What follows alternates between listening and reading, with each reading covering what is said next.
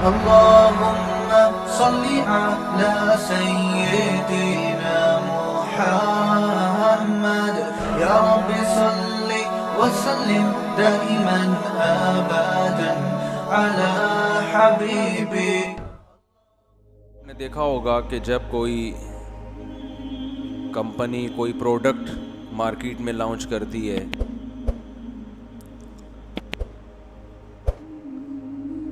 اس کا تعلق اگر صحت سے ہے، کوئی خوراک ہے، کوئی حکیم صاحب نے کوئی معجون بنائی ہے طاقت کی، تو وہ خوراک کے فضائل بھی لکھے ہوں گے اور ساتھ ساتھ کہ جن لوگوں نے وہ خوراک استعمال کی ہے ان کے انٹرویوز بھی ہوتے ہیں کہ یہ علامتیں دیکھ لو ان میں. بھئی یہ وہ لوگ ہیں جنہوں نے ہماری ہدایات پر عمل کیا تو آج ان کی صحت دیکھ لو. آپ نے دیکھا ہوگا جم میں بڑے بڑے بلڈرز کی تصویریں لگی ہوتی ہیں، یہ آپ کو مائل کرنے کے لیے، اٹریکٹ کرنے کے لیے کہ کچھ دن ہمارے پاس آئیں ایسے ہو جائیں گے. لیکن میں کہتا ہوں اللہ نہ کرے کہ ہم ویسے ہو جائیں. عجیب سی باڈی ہوتی ہے باڈی بلڈر کی، سمجھ میں آنے والی، یہ نیچرل نہیں ہے. لیکن خیر لوگوں کو، نوجوانوں کو ایسا بننے کا شوق ہوتا ہے تو وہ بتاتے ہیں کہ بھئی یہ اس طرح کے ہو جاؤ گے. تو اللہ تعالیٰ نے بھی قرآن مجید میں کچھ علامتیں بیان کی ہیں کہ جو میرے احکام کو فالو کرتے ہیں تو وہ ایسے ہو جاتے ہیں. پھر یعنی وہ کیسے ہو جاتے ہیں وہ اللہ نے بیان کر دیا. تو چونکہ اس دنیا میں انسانوں کی دو قسمیں اللہ نے بیان کی ہیں، ایک اللہ کو ماننے والے اور ایک اللہ کا انکار کرنے والے. جو انکار کرنے والے ہیں ان کی علامتیں بھی اللہ نے بیان کی، اور جو ماننے والے ہیں ان کی علامتیں بھی اللہ نے بیان کی.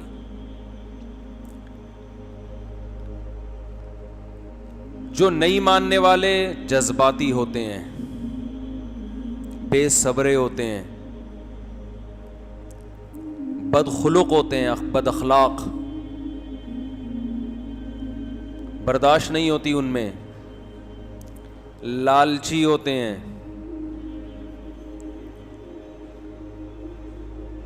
جو ماننے والے ہیں سخی ہوتے ہیں، جلباز بولو بھائی نہیں ہوتے، صبر کرنے والے ہوتے ہیں، شکر کرنے والے ہوتے ہیں، صلہ رحمی کرنے والے ہوتے ہیں. تو یہ علامتیں اللہ نے اس لیے بیان کی کہ یہ بتا دیا کہ جتنی اچھی چیزیں ہیں وہ ماننے والوں میں پائی جاتی ہیں، اور جتنی اخلاقی برائیاں ہیں وہ نہ ماننے والوں میں پائی جاتی ہیں.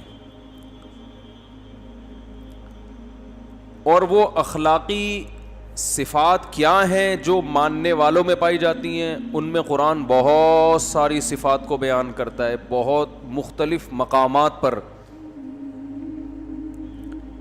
اب ان صفات کو سامنے رکھ کے ہم نے اپنا جائزہ لینا ہے کہ ہمارا شمار ماننے والوں میں ہوتا ہے یا نہ ماننے والوں میں ہوتا ہے. بھئی ایک حکیم صاحب نے کہا یہ طاقت کا ایسا کیپسول ہے کہ یہ آپ کھائیں گے تو ایک دم آپ کی باڈی میں انرجی پیدا ہو جائے گی، طاقت پیدا ہو جائے گی. پابندی سے کھائیں گے تو ملک کے سب سے بڑے بلڈر بن جائیں گے. لیکن آپ کھا رہے ہیں تو اور دبلے ہوتے جا رہے ہیں. تو یا تو حکیم جھوٹ بول رہا ہے، یا آپ کی باڈی اس کو قبول نہیں کر رہی، آپ کے اندر ہی کوئی فالٹ ہے، یا آپ کھا ہی نہیں رہے ہیں، آپ جھوٹ بول رہے ہیں کہ میں کھا رہا ہوں. تینوں میں سے ایک بات تو ہوگی نا. آپ کھا ہی نہیں رہے وہ.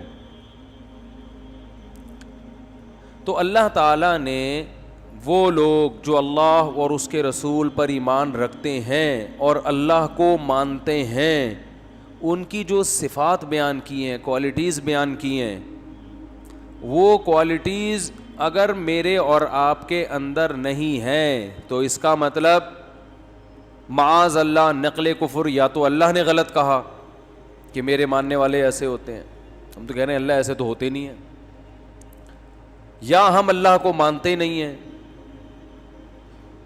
یا ہمیں غلط فہمی ہو رہی ہے کہ ہم اچھی صفات کو برا سمجھ رہے ہیں اور بری کو اچھا سمجھ رہے ہیں.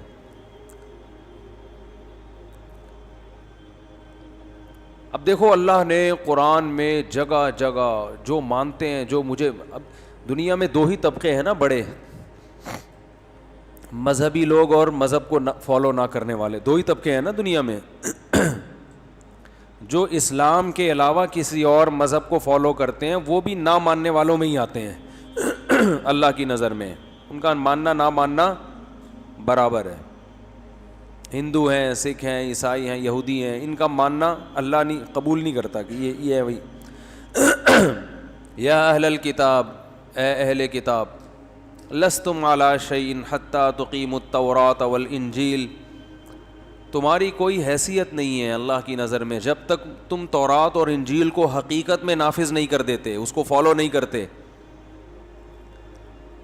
تو یہود و نصارہ نے تورات اور انجیل کی حفاظت ہی نہیں کی, آگے اس کو نافذ کرنا تو دور کی بات. تو کہیں بھی ان کی زندگیوں میں آپ کو حضرت موسیٰ اور حضرت عیسیٰ کی تعلیمات نظر نہیں آئیں گی. مسلمانوں میں آج بھی ہول سیل کے حساب سے ایسے لوگ ملیں گے جو مکمل قرآن و سنت کو فالو کر رہے ہیں.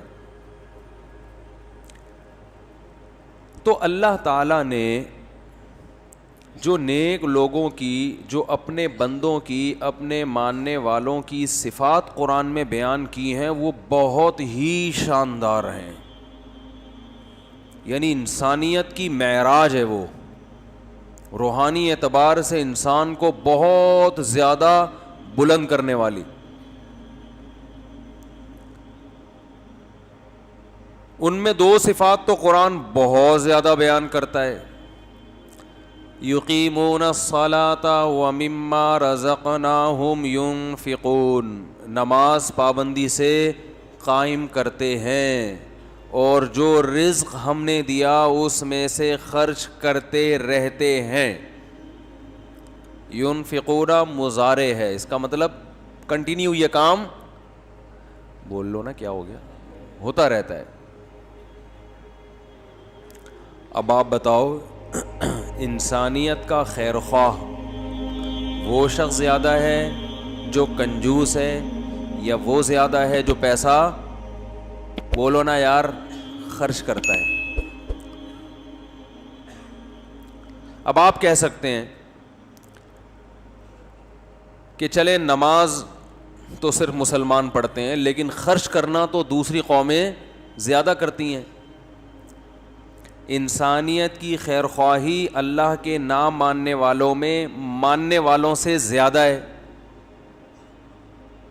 جبکہ اللہ کیا کہہ رہے ہیں, اللہ کی مخلوق کی خدمت کا جذبہ, تبھی تو اس جذبے سے ہی تو خرچ کر رہے ہیں نا, اس کے پیچھے بیس کیا ہے, اللہ کی مخلوق کی خدمت کا جذبہ, یہ ماننے والوں میں زیادہ ہے جو اللہ کو مانتے ہیں, جو مذہب کو فالو کرتے ہیں. لیکن ہم دیکھ رہے ہیں جو بظاہر نظر آ رہا ہے کہ جو لوگ مذہب کو نہیں مانتے ان میں انسانیت کی خدمت کا جذبہ زیادہ ہے. نظر تو ایسا ہی آ رہا ہے نا. تو بھائی یا تو معاذ اللہ اللہ نے غلط کہا, یا معاذ اللہ وہ مانتے ہیں ہم نہیں مانتے, بات الٹی ہے. تو یہ دونوں باتیں غلط ہیں. اللہ نے سچ کہا, مانتے تو ہم ہیں, وہ تو صاف لفظوں میں انکار کرتے ہیں. تو اب تیسری چیز رہ گئی ہے کہ ہماری نظر دھوکہ کھا رہی ہے. ہماری نظر کیا کر رہی ہے بھائی, دھوکہ کھا رہے ہیں. ایسا لگ رہا ہے کہ وہ انسانیت کے خیر خواہ ہیں، حقیقت میں ایسا ہے نہیں. اب میں یہ ٹاپک لے کے نہیں چلوں گا، اس پر میرے بہت بیانات ہو چکے ہیں کہ مسلمان آج بھی انسانیت کی خدمت میں دوسروں کی قوموں سے آگے ہے، آج بھی آگے ہے، بہت آگے ہے.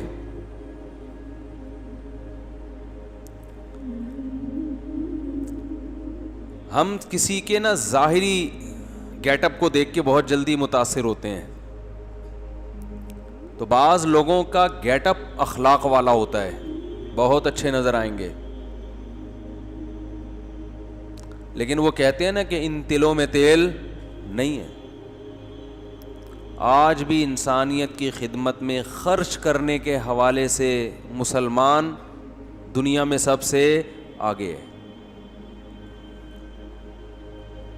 بہت خرچ کرتے ہیں، بہت خرچ کرتے ہیں، کرتے رہتے ہیں. اور نہیں کر رہے تو پھر کرو بھائی، نہیں کر رہے تو کرو پھر. لیکن پھر بھی نہ کر کے بھی جتنا اسلام کہہ رہا ہے اتنا نہیں کر رہے، لیکن اس کے باوجود بھی دوسری قوموں سے بہت زیادہ آگے ہیں.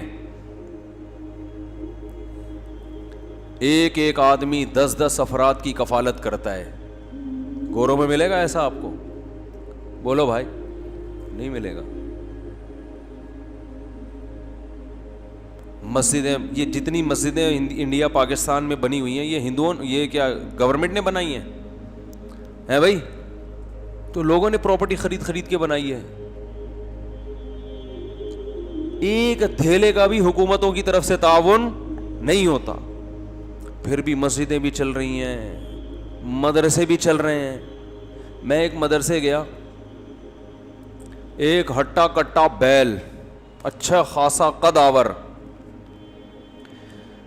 میں نے مدرسے والوں سے پوچھا کہ یہ بیل ابھی کٹ رہا ہے طلبہ کے کھانے کے لیے، اسٹوڈنٹس جو ہیں وہ کیا کریں گے؟ کھانا کھائیں گے. تو یہ کتنے دن چلے گا؟ انہوں نے کہا کہ یہ ایک ٹائم کا کھانا ہے، جبکہ مدرسے کی کوئی سورس آف انکم بولو نہیں ہے. ایسے سینکڑوں مدرسے ہیں. تبھی تو گورنمنٹ ان مدرسوں کو اپنی تحویل میں نہیں لیتی. گورنمنٹ کے باپ میں بھی دم نہیں ہے ان کو کھلانے کا.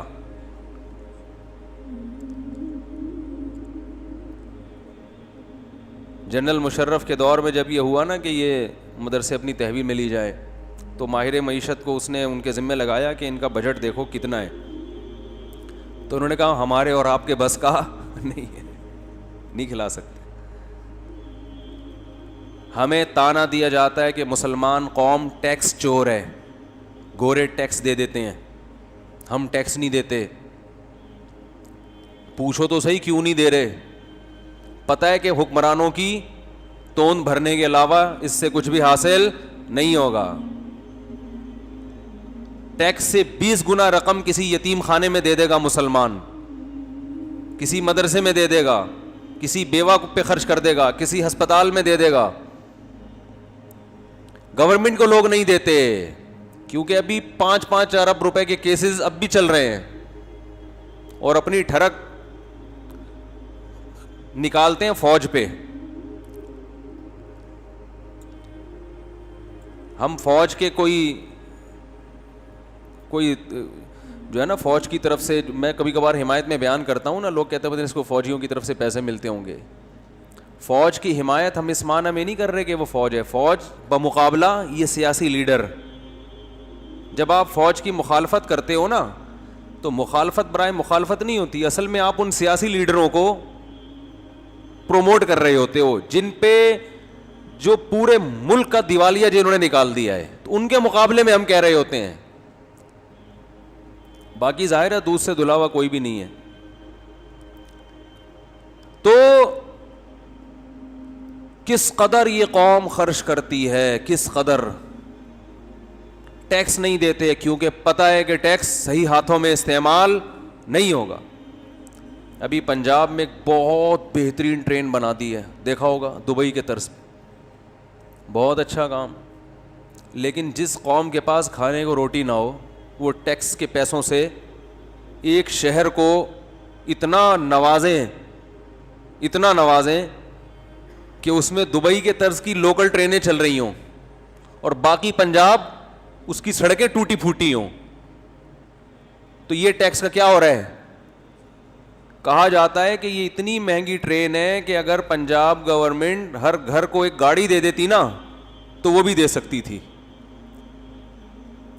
کوئی کیلکولیشن نہیں ہے, کوئی اکاؤنٹیبلٹی نہیں ہے. کراچی کا حال دیکھو, اور چلو پنجاب کا کیا ہوتا, پنجاب کا بھی ایک شہر, تو یہ تو پھر بھی غنیمت ہے. ٹیکس کی رقم استعمال تو ہوئی نا, غنیمت ہے. غلط ہوئی صحیح ہوئی الگ ہو تو گئی, زیادہ تر تو یوز ہو ہی نہیں رہی ہے, استعمال ہی نہیں ہو رہی ہے. تو مسلمان اتنا خرچ کرتا ہے. وہاں میں بتا رہا تھا مدرسے میں ایک ٹائم کا کھانا, ایک کٹا نہیں, پورا بیل, ایک ٹائم کا کھانا. اب آپ یہ سمجھتے ہوگے کہ مدرسے کے طلبہ پورا بیل ہڑپ کر جاتے ہیں, اتنے پیٹوں ہیں. طلبہ بہت ہیں, سمجھ میں آ رہی ہے بات, اور مدرسے کا کوئی ذریعہ آمدن نہیں ہے. یہ لوگوں کو اعتماد ہے مدرسوں پر, حالانکہ 24 گھنٹے میڈیا پروپیگنڈا کرتا ہے اشارتاً کنایتاً مدرسوں کے خلاف, پھر بھی لوگ دے رہے ہیں. کیونکہ لوگوں کو پتہ ہے کہ یہاں پھر بھی دوسروں کی نسبت, میں مانتا ہوں کہ کچھ مدرسوں میں گڑبڑ بھی بہت ہے, سارے ایک جیسے نہیں ہوتے, اس لیے مدرسے میں دینے سے پہلے بھی تحقیق کریں آپ. بعض لوگ ایسا کرتے ہیں, سب کی بات نہیں کر رہا, الحمدللہ خیر غالب ہے. بعض لوگ مدرسے کے نام پہ دکانداری بھی کرتے ہیں. بہترین ذریعہ آمدن ہے کہ آپ 4 دیواری کھڑی کر کے 4 یتیم بچے کہیں سے ادھار لے کے ڈال دیں اس میں, پھر دیکھو نوٹ چھاپنے کی مشین, کوئی پوچھنے والا بھی نہیں ہوتا. تو ایسا نہ ہو کہ کوئی بھی یتیم بچوں کا سہارا لے کے 8-10 رکھ لیے اور دیکھ پہ دیکھ چل رہی ہے. بکرے آ رہے ہیں اور کھا رہے ہو, محتمم صاحب بھی کھا رہے ہیں اور ان کی دعوتیں بھی کر رہے ہیں طبیعت سے. بہت سی رپورٹیں آئی ہیں کہ بکروں کی دعوتیں ہو رہی ہوتی ہیں, پبلک کو کھلایا جا رہا ہوتا ہے صدقے کے بکرے. تو اس لیے یہ بھی قوم میں ایک سخاوت کا جذبہ ہے نا, کہ یہ تحقیق بھی نہیں ہو رہی کہ یہ کم بخت خرچ کر بھی رہا ہے کہ نہیں کر رہا, پھر بھی دے رہے ہوتے ہیں لوگ. تو لوگوں میں تو دینے کا جذبہ ہے, لیکن بعض لوگ اس جذبے کو ناجائز کیش کراتے ہیں. لیکن دینے والے کو بھی چاہیے بھائی, دینے کا جذبہ ہے تو تحقیق تو کرو کہ یہ جگہ خرچ کرنے کے لائق ہے بھی کہ نہیں ہے. ایسا ہوتا ہے. اب ایسا نہ ہو آپ یہ بزنس سیکھ لیں, ورنہ یہ ہے بڑا ٹائٹ بزنس, حرام ہے لیکن ہے. 4 دیواری کہیں بھی خریدو بھی اپنے پیسے سے نہیں, وہ بھی دوسروں کے پیسوں سے خریدو. اور 5-6 یتیم کہیں سے بھی ادھار, کوئی یتیم بچوں کو داخل نہیں کر رہا تو ان کے ابا کو سے ادھار لے لو تھوڑے دن کے لیے, اور وہ جو چندہ ان کے نام پہ آئے گا اس میں تھوڑے ان کے ابا کو بھی دے دینا, تو وہ پھر وہاں سے بہترین ذریعہ ہے, بس بہترین. اور دبا کے ہو رہا ہے, اور لوگ صرف داڑھی دیکھ لیتے ہیں کہ داڑھی ہے اور جھوٹ کیسے بولے گا. داڑھی رکھ کے جھوٹ بولنے پر گورنمنٹ کی طرف سے کوئی پابندی نہیں ہے. داڑھی والا جھوٹ نہیں بولتا, جھوٹ بولنے والے داڑھی بھی رکھ لیتے ہیں, سمجھتے ہو. نہ جھوٹ بولنے پر پابندی ہے نہ داڑھی رکھنے پر پابندی. تو جھوٹا آدمی ہوتا ہے وہ گیٹ اپ بنا لیتا ہے, کوئی ٹائم نہیں لگتا گیٹ اپ بنانے میں. یہ روحانی عاملوں کے گیٹ اپ تو آپ دیکھو, ایسا لگتا ہے کہ نور کے ڈبے خرید کے باقاعدہ برش سے اپنے چہروں پہ نور کیا ہوا انہوں نے, اسی گیٹ اپ کو کیش کرا رہے ہوتے ہیں. اور اب تو روحانی عاملوں کے لیے نور کا ہونا بھی ضروری نہیں ہے. عجیب ایسے جیسے لگتا ہو کہ دیکھنے سے لگتا ہے چنگیز خان کی اولاد میں ہے. یہ کوئی چہرے پہ رونق بھی نہیں ہے, گٹکے کی بدبو, چرس اور بھنگ, پھر بھی روحانی عامل بنا ہوا ہے. تو خیر, تو خرچ کرنے کا جذبہ ہے, یہ جذبہ غیر مسلموں میں نہیں ہے. آپ کہہ سکتے ہیں وہاں ان کے جو ٹرسٹ ہیں وہ تو ان کا اتنا بجٹ ہے سالانہ, اتنا خرچ کرتے ہیں وہ بھائی وہ ڈالر میں ان کو چندہ ملتا ہے, سمجھ رہے ہو, وہ تھوڑا ہو کے بھی ڈالر کی وجہ سے بڑھ جاتا ہے, ہمارا بہت زیادہ ہو کے بھی کرنسی کی ویلیو کم ہے. تو اللہ نے اہل ایمان کی بہت ساری صفات بیان کی ہیں, ان میں نماز اور بولو بھائی خرچ کرنا یہ ہول سیل کے حساب سے کس میں پایا جاتا ہے؟ مسلمانوں میں. اور اگر نہیں پایا جاتا تو آپ کو پیدا کرنا پڑے گا. مسلمان کنجوس نہیں ہوتا. دوسری کوالٹی جو اللہ کو ماننے والے ہیں اور نہیں ماننے والوں میں فرق کرتی ہے, پہلی سمجھ میں آ گئی. پہلی تو نماز ہے. اللہ کو نہ ماننے والے اللہ کی عبادت نہیں کرتے. پیدا کرنے والے کا ان کی ڈکشنری میں کوئی تصور ہی نہیں ہے, صرف قسموں میں او مائی گاڈ, اور جو حیران ہوئے نا او مائی گاڈ فار گاڈ سے ایک بار یہ 2-4 گاڈ کا لفظ اس کے علاوہ یوز بولو نا یار نہیں ہوتا. مسلمان 5 ٹائم مسجد میں حاضری دے کر اپنے عمل سے ثابت کرتا ہے کہ میں کسی خدا کو مانتا ہوں, صرف خالی پیلی کے دعوے نہیں ہیں. 5 ٹائم مسجد میں حاضری آسان کام نہیں ہے. اور یہ 5 وقت کیوں رکھے ہیں؟ اقیم الصلاۃ لدلوک الشمس. یہ جتنی نمازیں اللہ نے فرض کی ہے نا, اس میں زمین میں کوئی انقلاب آ رہا ہوتا ہے, ٹائم چینج ہو رہا ہوتا ہے. فجر کی نماز کیا ہے, کئی گھنٹے رات کے اندھیروں میں انسان ڈوبا رہتا ہے اور پھر صبح کی روشنی پھوٹنا شروع. یہ اللہ کی قدرت کی دلیل ہے کہ اللہ دوبارہ سے دن کو ہمارے اوپر طلوع کر رہا ہے. ٹائم چینج ہو رہا ہے نا. دیکھو اسلام نے گھڑی کا اعتبار نہیں کیا. گھڑی کا جو ٹائم چینج ہوتا ہے یہ نیچرل نہیں ہے, سمجھ رہے, یہ تو انسانوں کا وضع کردہ ہے نا. حقیقت میں انسان کی زندگی میں جو ٹائم کی چینجنگ ہے نا وہ اس کا دن کی اندھیرے روشنی سے گہرا تعلق ہے. اسی کا ہماری باڈی پہ بھی اثر پڑتا ہے. تو صبح کی روشنی طلوع ہونے والی ہوتی ہے, ایک دم زمین میں انقلاب آ رہا ہے. اس انقلاب کے وقت اللہ نے حکم دیا کہ اللہ کی اس قدرت کو دیکھ کر اللہ کا شکر ادا کرو اور اللہ کے سامنے سجدہ کرو. پھر جب سورج بالکل بلندی پہ پہنچتا ہے اس وقت ٹائم مکمل چینج ہو چکا ہوتا ہے نا. اس کائنات میں بڑا تغیر ہو چکا ہوتا ہے کہ ایک طرف گھپ اندھیرا تھا اور اب ایک دم تیز دھوپ, پورا ٹائم چینج ہو گیا. تو ایمان والے اس موقع پر بھی اللہ کو یاد کرتے ہیں اور اللہ کے گھر میں حاضر ہو کر عبادت کرتے ہیں. پھر شدید تیز روشنی کے بعد جب سورج ڈھلکتا ہے اور سورج کی تپش میں تغیر پیدا ہو جاتا ہے اور شام ہونے لگتی ہے, تو شام کا ٹائم دن کی روشنی سے بالکل ڈیفرنٹ ہوتا ہے, بالکل الگ ٹائپ کا وقت ہوتا ہے. وہ اس میں انسان کی باڈی میں بھی چینجنگ ہوتی ہے, تغیر پیدا ہوتا ہے, ہر لحاظ سے سب کچھ چینج ہو رہا ہوتا ہے. آپ کی ایکٹیویٹیز چینج, شام کی ایکٹیویٹیز الگ ہوتی ہیں, دن کی روشنی الگ ہوتی ہے. تو عصر کی نماز کا حکم دیا گیا کہ یہ وقت تبدیل ہو رہا ہے. پھر جب سورج غروب ہوتا ہے تو سورج کا غروب ہونا بذات خود ایک اس کائنات میں ایک عظیم انقلاب ہے. اس وقت حکم دیا گیا اللہ کے در پہ حاضری دو. پھر جب سورج بالکل غائب, مکمل اندھیرا, عشاء کا وقت, پھر حکم دیا دوبارہ اللہ کے در پہ حاضری دو. سورج بنایا اللہ نے, اقیم الصلاۃ لدلوک الشمس الی غسق اللیل, نماز کو قائم کرو سورج کے ڈھلکنے کے اوقات میں اور رات کے اندھیروں میں. تو کتنی زیادہ عبادت. تو جو اللہ کے علاوہ, اسلام کے علاوہ مذاہب ہیں وہ نام سے اللہ کو مانتے ہیں, ان کی زندگیوں میں اللہ کا کوئی تصور آپ کو نظر نہیں آئے گا. اور اگر عبادت کرتے بھی ہیں نا تو آپ جتنے اسلام کے علاوہ مذاہب ہیں ان کی عبادت میں مفاد پرستی کے علاوہ کچھ بھی نظر نہیں آئے گا. بھئی یہ والا بھگوان کی عبادت اس لیے کی جائے گی کہ یہ آپ کو اولاد دے گا، یہ والا بھگوان تھوڑے کم ریٹ پہ ہے، یہ آپ کی جاب اچھی دلا دے گا. ایسا ہی چل رہا ہوتا ہے نا. ہم فجر کی نماز کیوں پڑھتے ہیں؟ اللہ تعالیٰ اولاد دے گا.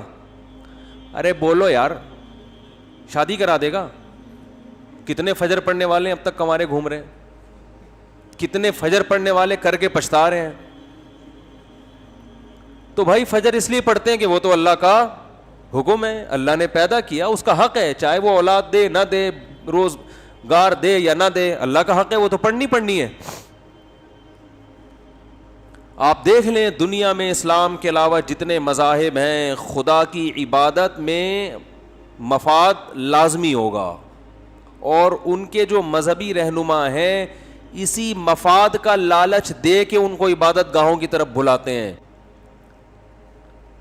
کہ فلاں وقت میں فلاں ٹائم پہ، مجھے تو ان کی اصطلاحات نہیں آتی ہیں، کہ فلاں ٹائم پہ فلاں بت کے سامنے اس اسٹائل میں حاضری دی جائے تو پھر یہ ہو جائے گا. ہمارے پاس کوئی آئے کہ میں ظہر کی نماز پڑھوں گا تو کیا ہو جائے گا؟ ہم کہیں گے انسان کا بچہ بن جائے گا اور کچھ نہیں، سچا مسلمان ہو جائے گا اور کچھ نہیں ملے گا.